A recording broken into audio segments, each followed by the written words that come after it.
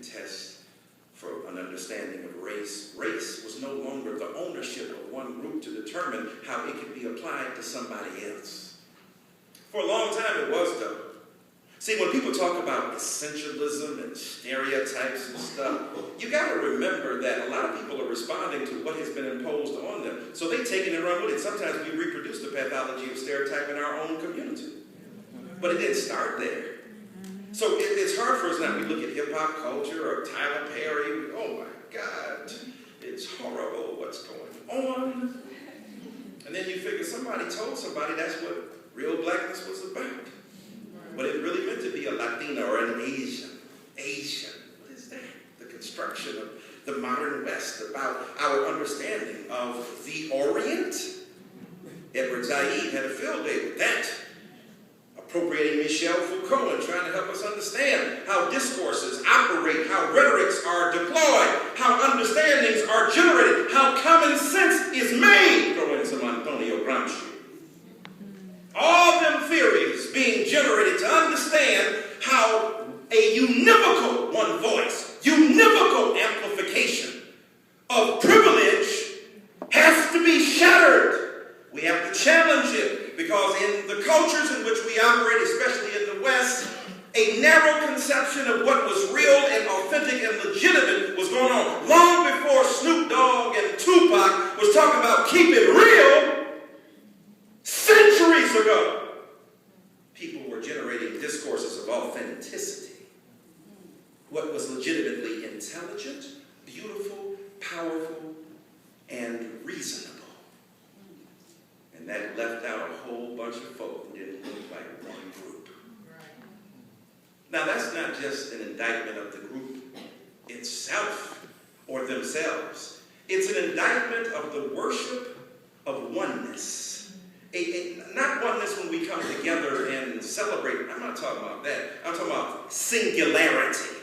One voice, one vision, one vote, one understanding of how the world should operate. And so white supremacy was built upon the conscious or unconscious belief that one group inherited privileges and distributed goods based upon its estimation of the world.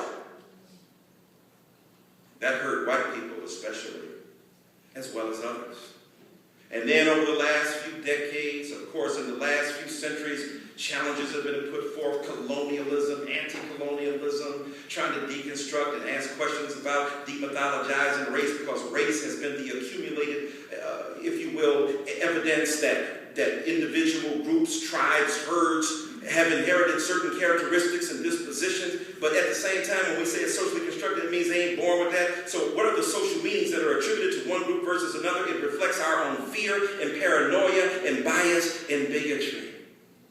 And now here we are left in America, where we struggled in the 20th century for making race a matter of serious engagement and not just in the hands of one people. So people began to take race away from those who had wielded it in negative ways and began to use it in a more productive fashion.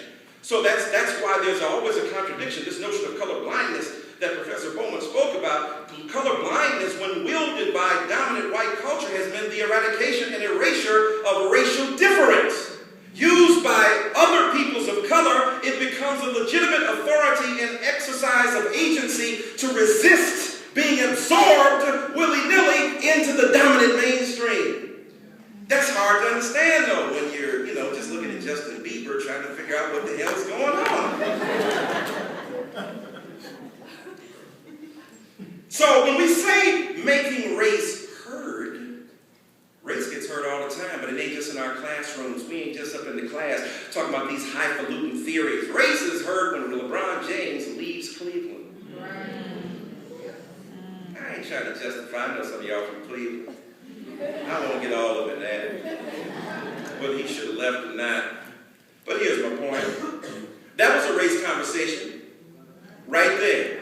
When the white owner went off on LeBron, and LeBron might have should have done it different and said some things and told homeboy you would leave him before you told him on national TV. Announcing on national TV, I'm breaking up with you. I will no longer live at the crib. Leave my keys on the stereo. Yeah, that might be a better way to do it. the same time, what was LeBron going to do? He gave $2.3 million to charity. And everybody asked him for 2 years, where you going? He couldn't go to the bathroom. I'm going to the bathroom. Where are you going? To the bathroom. No, I mean, where are you going when you leave Cleveland? Are you going to leave or stay? So the constructed desire for information about LeBron created the atmosphere to which he responded. So it's interesting to demonize him when everybody was trying to figure out what was he going to do. That was the deepest question. The president wanted to know, what are you going to do? And so, yes, it may have been handled differently. Those are legitimate arguments. But dadgummit, the man was a free agent. He had the right to choose where he wanted to go. And the city hung his